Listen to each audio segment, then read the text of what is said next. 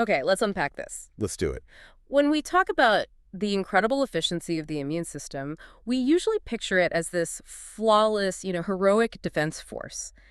Our internal shield, constantly battling invaders. Right, the guardians at the gate. Exactly. But the simple truth is, this powerful system, it's actually prone to imbalance, sometimes significantly so. It's a double-edged sword. And when the immune response is excessive or maybe poorly regulated and this is critical, misdirected, we get what pathologists call hypersensitivity. Yeah, and in those cases, the body's attempt at cleanup, it often causes more profound, more chronic destruction than whatever the initial threat was. It's a necessary discussion, isn't it? Because the very mechanisms the body uses to cause this self-destruction. So tools of tissue injury. Right. They're the same tools required for, successful defense against actual threats, viruses, and bacteria. Absolutely. The pathology arises when that reaction is aimed at something harmless, like, pollen or worse, at the body's own components. It's like using a precision missile system to swat a fly inside your living room. Just massive overkill and collateral damage. That's a good analogy, actually. And our mission today is to dive deep into arguably the most systemic and structurally damaging of these misdirected responses. Type 3, immune complex-mediated hypersensitivity. A really important one. This specific mechanism, it's the key driver behind some of the most persistent, really devastating multi-system diseases we treat. Think chronic vasculitis. Right, inflammation of the blood vessels. Severe forms of arthritis, and that relentless, potentially fatal kidney failure you see in diseases like systemic lupus erythematosus or SLE. And understanding type 3 is absolutely crucial because it helps us define a whole class of pathology that goes way beyond, say, immediate allergy that's type 1. Right, the histamine explosion. Or even the direct antibody attack on a single cell type, which is type 2. Type 3 isn't about those immediate fixed targets. So what is it about then? It's about debris. It's about microscopic, free-floating complexes that are actually meant to be cleared, but instead they become lodged, they settle in sensitive tissues. Okay, so we're not talking about a burst of histamine or a quick cell lysis, like you said. We're talking about actual structures, these immune complexes. Made up of antigen bound to antibody, yes. That somehow fail to be efficiently cleared by the body's, recycling system. That's a good way to put it. They fail clearance. And they end up settling out of the bloodstream in places they absolutely shouldn't be. Exactly. And that's where they trigger this catastrophic inflammatory response, wherever they land. That concept, widespread circulation and then deposition, that must be why diseases like SLE present with such diffuse symptoms, right? Precisely. The pathogenic debris, these complexes, they're forming everywhere, or at least circulating everywhere. They travel through the bloodstream. And settle out widely. Yeah, especially in those high-pressure areas we'll talk about. So you get inflammation cropping up in the joints, the skin, the kidneys, sometimes all at the same time. It explains that systemic picture. Okay, that sets the stage beautifully. Let's dive into the core mechanics then. How does this chaos actually unfold? Our sources, they describe this process really nicely using 3 distinct sort of sequential phases. Right, and it's often modeled after that classic historical disease prototype. Serum sickness. Serum sickness, okay. What's fascinating here is tracing the precise choreography, you could say, of type 3 injury. It starts with the systemic event, the formation of the immune complex, the IC. Okay. We're primarily looking at IgG or IgM antibodies binding antigens while they're still circulating in the blood. The actual tissue damage only occurs later when these complexes physically, drop out of solution and initiate inflammation where they land. And serum sickness helps illustrate this timeline. It does, historically. Decades ago, patients sometimes received passive immunity through large injections of foreign animal serum, like, say, from horses immunized against tetanus toxin. Right, giving someone pre-made antibodies. Exactly. But the human body recognized those foreign horse proteins as antigens. So, about a week later... A week? That's key. Yes, roughly a week later, they developed the systemic illness, fever, rash, joint pain, as the body's newly made antibodies started reacting with the foreign proteins still lingering in their circulation. Ah, okay. So the delay is the time it takes to make your own antibodies against the foreign stuff. Precisely. And that reaction serves as our perfect timeline for understanding systemic type 3 disease development. Got it. So let's break down that timeline then, starting with phase 1, the formation of immune complexes. Right, phase 1. First, the antigen has to be introduced. Now, this can be exogenous, like a big dose of foreign protein in serum sickness, or maybe persistent microbial infection, or even certain drugs. Yeah. Or, and this is critical for autoimmunity, it can be an endogenous self-antigen. That's what we see in conditions like SLE. The antigen might be nuclear material, fragments of DNA or histone proteins released from dying cells. So the body's own components become the target? Once that antigen is introduced, whether foreign or self, the clock starts ticking. Yep. The body needs time to mount a proper adaptive antibody response. About a week, you said. Correct. It typically takes about 7 days, give or take, for the adaptive immune system to generate significant amounts or titers of IgG or IgM antibodies specifically against that antigen. And once those antibodies are secreted into the bloodstream, They immediately encounter and bind to any antigen that's still circulating. Yeah. The battle begins, you could say, and the debris, the immune complexes, starts forming right there in the blood. Okay, now this sounds like the really critical physics lesson in type 3 pathology you hinted at. The sheer size of the resulting complex determines its fate. Not all this debris is equally dangerous. That is absolutely the essential detail. It's like a Goldilocks zone for pathology. Yeah. We have to focus on the size and the balance between antigen and antibody. Okay, so what happens if the balance is way off? Well, if you have a massive excess of antibody compared to the antigen, the resulting complexes are huge. Really bulky lattices. Big clumps. Big clumps, exactly. And they get coated with complement very quickly. They're immediately recognized by phagocytic cells, mostly in the liver and spleen, and they're cleared out super efficiently. Basically, no problem. Okay, so too much antibody, big complexes, easy cleanup. What about the other extreme? Too much antigen. Right. If you have extreme antigen excess, the complexes formed are tiny, often just like one antibody molecule binding maybe two antigen molecules. Small. Very small, highly soluble, and often too small to effectively activate complement or even stick to vessel walls properly. They tend to just pass right through the system, mostly harmless. So the most pathogenic complexes, the ones causing all the trouble, must be the medium-sized ones, the just right complexes. That's the Goldilocks zone. They are formed under very specific conditions. Slight antigen excess. Slight excess, not extreme. Not extreme. That slight excess prevents the formation of those massive, easily cleared lattices we just talked about. Instead, you get these medium-sized complexes. And what's special about them? They're just large enough to stay in circulation for a while. They can activate complement, maybe not super efficiently, but enough to cause problems. And crucially, they possess the right physicochemical properties like stickiness and charge to resist easy clearance, but still drop out of solution. They're like the perfectly stealthy, sticky debris. Exactly. And that stickiness leads us directly to phase 2. Phase 2, deposition of immune complexes. Okay, so the Goldilocks complexes are now circulating. They've dodged the main cleanup crews. Where do they go? You said they don't just deposit randomly. You're right. While these type 3 diseases are often systemic, they show a clear preference, a predilection for specific vulnerable sites in the body. And this is the classic trifecta. It is. The classic trifecta of type 3 deposition. Number 1, the kidney, especially the glomeruli, leading to glomerulonephritis. Number 2, the joints, causing arthritis. And number 3, the small blood vessels, resulting in vasculitis. Kidney, joints, small vessels. Why those 3 sites specifically? Is there some kind of chemical magnet drawing them there, or is it more physical? It's overwhelmingly mechanical and physical. Think of these 3 locations as high-traffic filtration zones. Filtration zones. They are organs and structures where blood flows rapidly, often under high pressure, and where large volumes of fluid are constantly being filtered to form other fluids, like urine in the kidney or synovial fluid in the joints, or just the rapid exchange happening across the walls of small blood vessels. So the pressure is key. The high pressure and the filtration process itself concentrates these circulating complexes against the vessel walls and basement membranes. It's almost like using a pressurized hose to force sticky particles through a very fine mesh filter. Eventually, the particles get lodged in the filter. Exactly. They inevitably drop out of solution and get stuck along the edges of that filter. That constant pressure just encourages them to settle and stick there. So if the complex is sticky enough and small enough to get through the main arteries, but big enough to get caught in these finer filters like capillaries or the kidney's filtering units, That's where it's going to get stuck, especially where the pressure is highest, pushing it against the filter wall. Makes sense. And while most immune complex disease involves these complexes forming in the circulation, then depositing, we should briefly mention the alternative, in situ complex formation. Forming right there in the tissue. Yeah.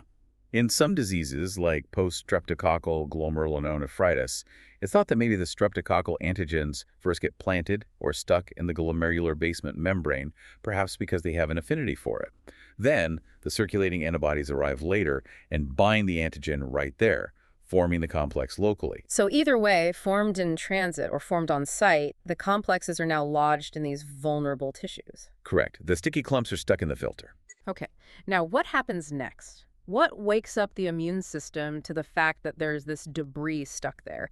This must be the critical turning point, bringing us to phase 3, inflammation and tissue injury. Absolutely. Phase 3.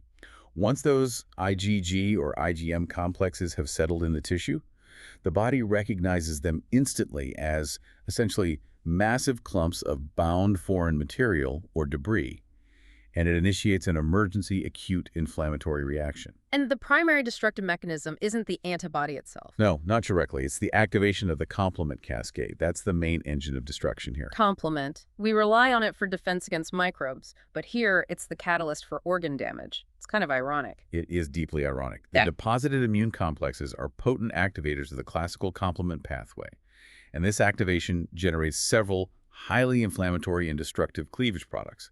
This is really vital to understand the pathology. Okay, what products are we talking about? First, it produces C5a. Think of C5a as the most powerful molecular distress signal the body has. It's like a chemical siren calling for emergency help to that specific location. A siren calling the troops. Exactly. Second, it produces fragments like C3a and C5a, which collectively are known as anaphylatoxins. Anaphylatoxins, what do they do? They dramatically increase vascular permeability. They cause the local blood vessels, the capillaries right near the deposited complexes, to become leaky. Leaky vessels. Which allows fluids, plasma proteins, and critically, those emergency immune cells to pour out of the bloodstream and into the tissue surrounding the deposition site. They open the floodgates, essentially. Okay, so the lodged complex activates complement. Complement acts as a siren, C5a, and opens the floodgates, C3a, C5a. Who answers that siren? Which troops arrive? The neutrophils and, to some extent, monocytes. These are the heavy artillery of the innate immune system. C5a is the primary chemoattractant that directs their migration right to the deposition site. And once they arrive, they see the complexes. They do. Once they get there, they engage the stuck complexes. They have receptors for the C3b fragments that are now coating the debris, thanks to complement activation, and also receptors for the FTC portions of the antibodies within the complex. So they grab onto the complexes. Right, and that engagement activates them. They get triggered. And when a neutrophil activates, especially somewhere delicate and frankly irreplaceable, like the glomerular basement membrane in the kidney, that can't be good. It's catastrophic. The activated neutrophils, they basically dump their entire arsenal right there. It's designed to kill microbes, but now it's aimed directly at the surrounding host tissue. What's in the arsenal? A devastating payload. Vast quantities of lysosomal enzymes, powerful proteases, collagenases, elastases, capable of literally digesting critical structural proteins like the basement membrane itself, elastin, cartilage. Wow, literally dissolving the tissue. Yes. And simultaneously, they generate bursts of highly destructive reactive oxygen species, ROS, free radicals. The result is intense, acute inflammation, widespread damage to the vessel walls or surrounding tissue, and ultimately, necrosis, tissue death. It's just sheer collateral damage from the cleanup crew going haywire. That's exactly what it is. And since complement activation and consumption is so central to this destructive phase, can we actually measure that, like use it as a clinical indicator? Yes, and that's one of the key diagnostic and monitoring points. When the complement cascade is furiously engaged in tagging and responding to all these deposited complexes, it uses up the circulating complement proteins. So the levels in the blood drop. Precisely. During the active inflammatory phase of many type 3 diseases, we see a clinically measurable decrease in serum C3 levels, and sometimes C4 as well. This makes measuring C3 a really powerful, non-invasive way to monitor disease activity and severity, especially in chronic conditions like lupus nephritis. Low C3 often means the disease is active. Gotcha. And the classic clinical features we see at the peak of this reaction, like about 10 days after the antigen exposure and serum sickness, the fever, the generalized hives or urticaria, swollen, painful joints, maybe protein showing up in the urine. Proteinuria, yes. They all make perfect sense now. They're the direct Systemic fallout of all that complement activation, the increased vascular permeability, and the widespread neutrophil deployment and damage. Exactly. It all ties back to that phase 3 inflammation triggered by the deposited complexes. Let's talk about the physical evidence then, the damage itself. If a pathologist takes a biopsy from, say, a damaged blood vessel or a kidney in someone with a type 3 disease, what are the visual signatures? What do they actually see under the microscope? Well, the principal morphological manifestation, the most common thing you see across different type 3 diseases, is acute vasculitis. Inflammation of the vessel wall. Right, because the complexes preferentially deposit in the walls of small blood vessels, the phase 3 inflammation we just discussed results in this intense infiltration by neutrophils. And critically, you also see necrosis, actual death of the vessel wall structure itself. And the source material really highlights this defining visual signature term, fibrinoid necrosis. What exactly does that look like? What is fibrinoid? Fibrinoid necrosis is the histological term for that characteristic, messy appearance of the damaged vessel wall. Under the light microscope, stained with standard H&E, it appears as this sort of smudgy, bright pink eosinophilic area where the tissue structure is destroyed. Smudgy pink. And fibrinoid means fibrin-like. This area isn't just uniform dead tissue, it's actually a composite. It's made up of the necrotic tissue itself, the actual deposited immune complexes, trapped complement proteins, and also plasma proteins like fibrinogen and fibrin that have leaked out of the vessel due to that increased permeability. So it's basically the visual record of the whole destructive fight, the complexes, the complement, the leaked plasma, all mixed in with the dying vessel wall. Precisely. It shows where the vessel wall has been catastrophically breached and damaged by that inflammatory response. Okay. Now, focusing specifically on the kidneys, since they're such a primary target, what are the definitive ways pathologists identify type 3 deposition there? You mentioned glomerulonephritis. Right. The kidney biopsy is vital for diagnosing and managing these diseases. And there are two key findings we look for, both directly reflecting the mechanism of deposition. First, if you use immunofluorescence microscopy. Using antibodies tagged with fluorescent dyes. Exactly. To detect deposited immunoglobulin, like IgG, and complement, like C3. In type 3, these appear as distinct, discontinuous, granular, lumpy deposits along the glomerular basement membrane, and sometimes in the mesangium. Granular and lumpy. Why that pattern? They look lumpy because they are discrete clumps. They represent those individual circulating antigen-antibody complexes that have randomly settled out and gotten stuck in the filter. It's not a uniform coating. Ah, that's fascinating. Because the classic way to distinguish this from type 2 hypersensitivity in the kidney, like in Goodpasture syndrome, Yep. is that type 2 pathology gives you a smooth, linear pattern of staining on immunofluorescence, right? You've absolutely nailed a core diagnostic distinction. Type 2 is linear because the antibody is targeting a component that's uniformly distributed along the entire basement membrane, like type 5e collagen in Goodpastures. So the antibody coats the entire structure smoothly. Like painting a stripe. Exactly. Type 3 is granular and lumpy because it's just these random discrete clumps of preformed debris that are stuck here and there along the filter. Okay, that makes the visual difference very clear. What's the second finding in the kidney? The second key finding is seen using electron microscopy, which gives much higher magnification. Here, those same immune complexes are visible as distinct electron-dense deposits. They look like dark clumps or bumps, often located on the epithelial side, subepithelial, or within the glomerular basement membrane itself, or sometimes under the endothelium, subendothelium. So the mechanism circulating debris getting stuck directly dictates the microscopic appearance.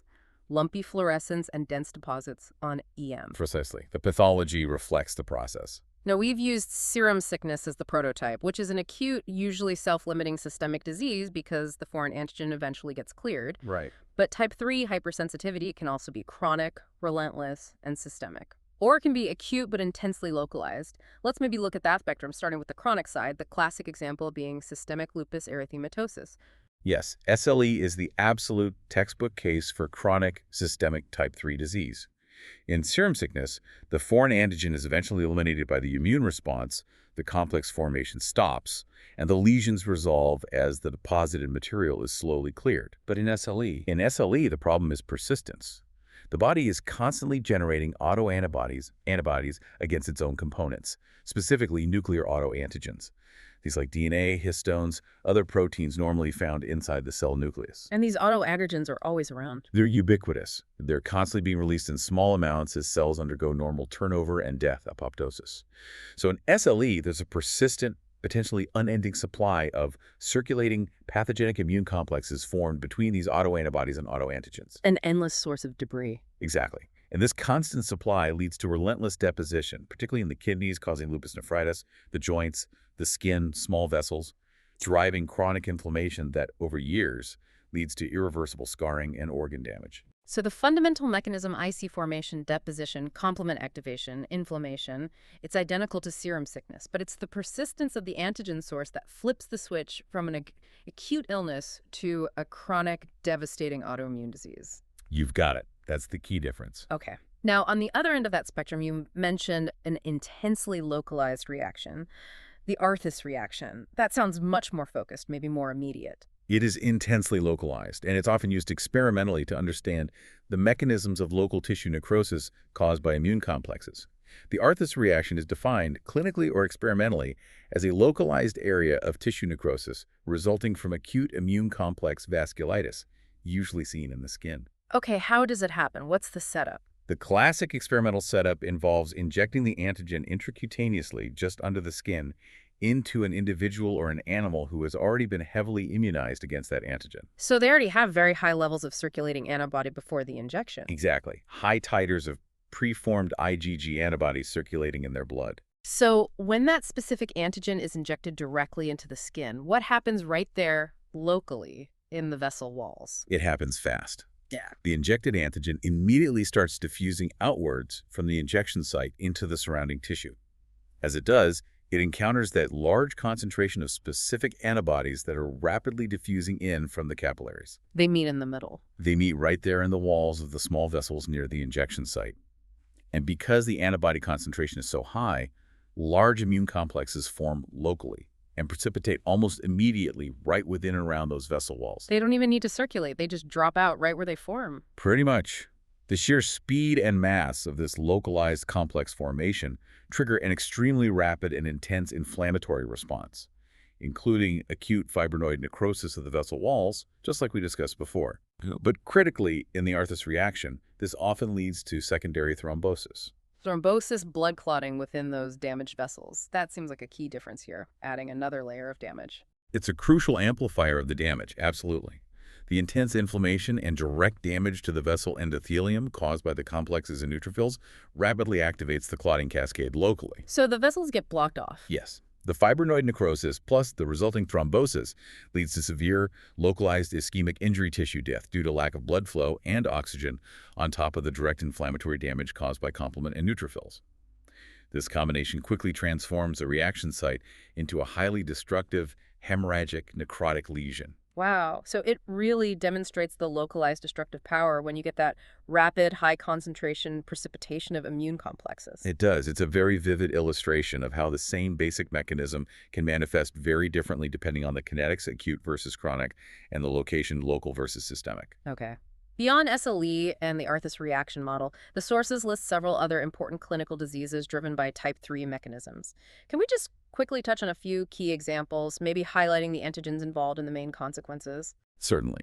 Besides SLE, where the antigens are nuclear, a really prominent example is post-streptococcal glomerulonephritis, PSGN. After a strep throat infection. Often, yes, or a skin infection. Here, the antigens are believed to be specific components of the streptococcal cell wall.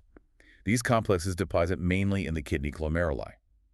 The main consequence is acute nephritis, which often resolves, especially in children, but it perfectly demonstrates the mechanism. Okay, what else? Then there's polyarteritis nodosa, or PN. This is a serious systemic vasculitis affecting mainly medium-sized muscular arteries. In a significant minority of PN cases, maybe up to 30%, the antigen driving the disease is actually the hepatitis B virus surface antigen, HBsAg. So viral debris is forming complexes. Exactly. Complexes containing this viral debris deposit widely in vessel walls throughout the body, causing inflammation, necrosis, and often aneurysms. It could be a devastating systemic illness. Any others involving bacteria? Yes, we should definitely mention reactive arthritis. This is a condition where acute inflammation, typically arthritis, sometimes urethritis and conjunctivitis, develops following an infection elsewhere in the body. Like a gut infection. Often, yes. It's triggered by circulating bacterial antigens, for example, from infections with Yersinia, Salmonella, Shigella, or Chlamydia. It's thought that immune complexes formed with these bacterial antigens deposit in the synovial membranes of joints, triggering the arthritis. Okay, that gives a really good sense of the range: autoimmune, post-infectious, bacterial, and viral.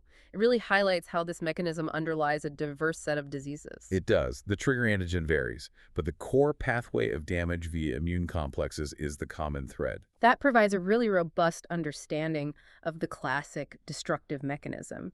Debris forms, debris deposits, the cleanup crew overreacts and attacks. But, research doesn't stand still.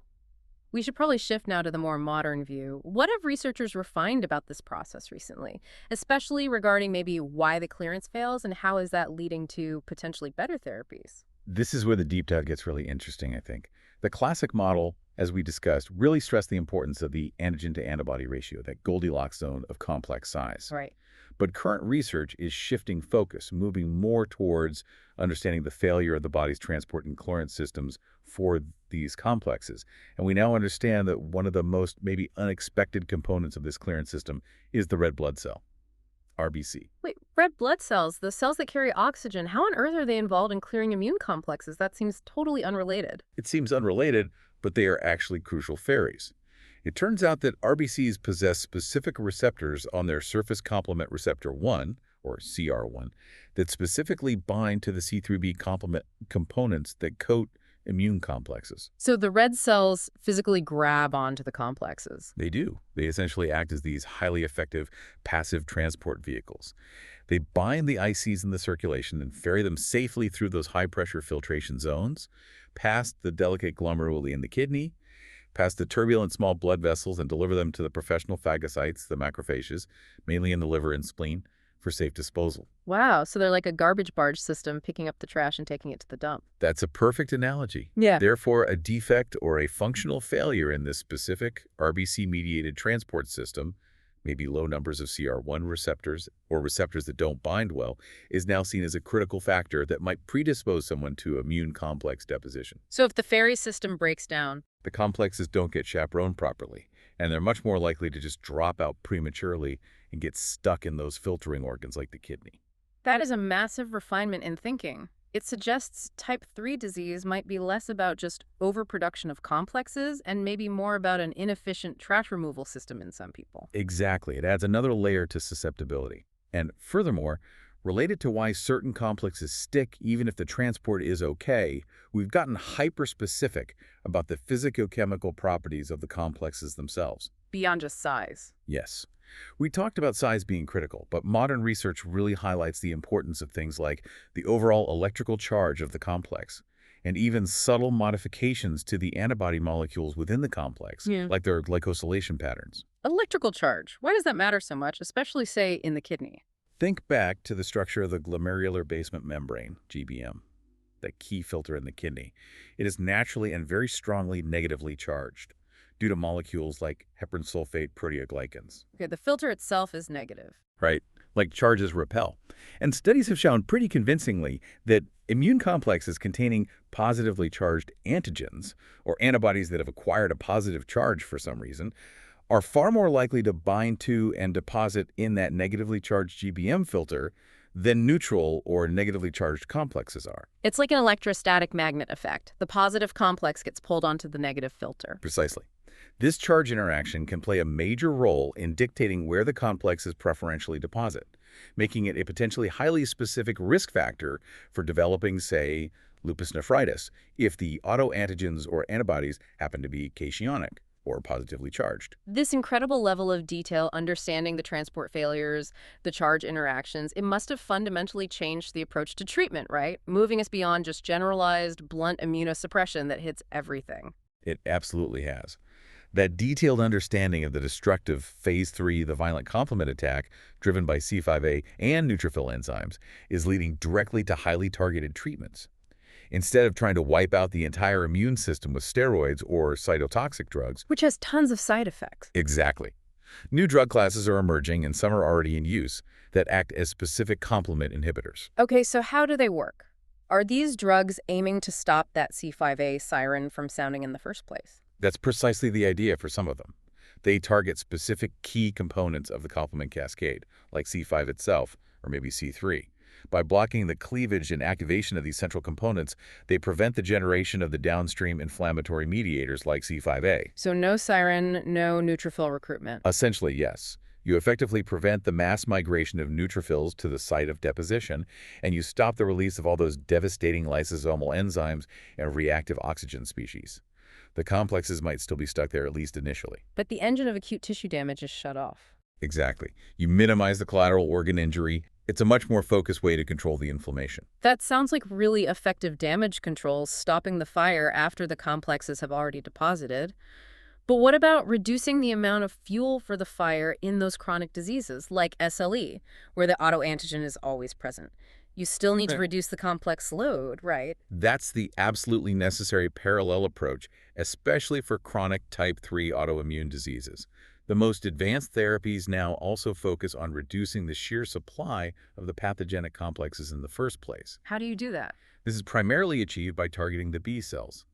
B lymphocytes are the factories that produce antibodies. Right, including the autoantibodies in SLE. Exactly. So there are now biologic drugs, monoclonal antibodies, designed to specifically deplete B cells from the circulation or interfere with factors crucial for their survival and activation. So fewer B cells means fewer autoantibodies. Precisely.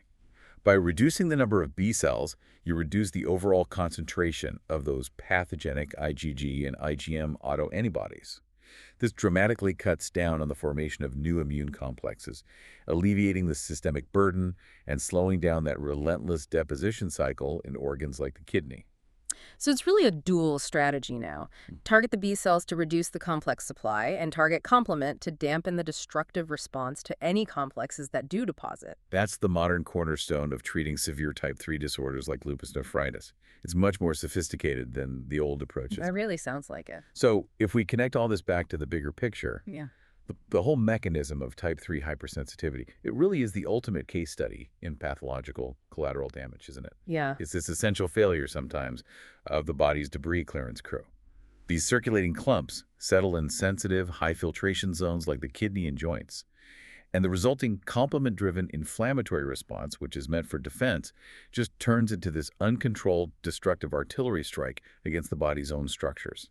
It truly emphasizes that tightrope act the immune system performs. When it creates antibodies against circulating antigens, whether foreign or self, the subsequent clearance of that antibody-antigen debris has to be perfect or near perfect. And any failure to efficiently transport, filter, or neutralize that debris, as we've seen, leads directly to this complex, potentially devastating systemic pathology. And the physical and electrical properties of that debris seem just as important as the initial immune recognition itself. They really are. And the clinical relevance of understanding type 3 just cannot be overstated, given the severe chronic nature and morbidity associated with diseases like lupus nephritis, systemic vasculitis. Yeah. We've made massive strides, as we discussed, by understanding these specific failure points, the charge-based deposition, the RBC clearance mechanisms, the key role of complement. Which leads to better diagnostics and therapies. Exactly. But this raises an important question, I think, for future research. Yeah. And maybe a provocative final thought for you, for the listeners, to consider. Despite these new targeted drugs, the complement inhibitors, the B-cell therapies, many patients with chronic type 3 diseases still progress towards irreversible organ damage because some complexes do still manage to deposit over time. Right. The treatments manage but don't always cure or completely prevent deposition. Exactly. So the question is, if we can get even better at precisely identifying the optimal physical and electrical properties, the exact size range, the specific charge characteristics, maybe even the binding affinities of the complexes that are the most likely to deposit dangerously. If we could profile the truly bad actor complexes. Yes. Could we then develop highly specialized filtering devices, or maybe injectable decoy binding molecules that act like artificial fairies or traps? Could we design therapies to specifically neutralize or modify only those specific, most pathogenic complexes while they're still in the blood, based purely on their physicochemical threat profile? Intercepting them before they ever get a chance to settle in the kidney or the joints. Exactly. Before they ever have a chance to trigger that devastating inflammatory cascade. That would move beyond management towards true primary prevention of type 3 tissue injury. Wow. Engineering solutions based on the physics and chemistry of the debris itself. That's a fascinating direction. It's a challenge, but it highlights where the field might be heading, trying to intervene even earlier and more specifically in this damaging process.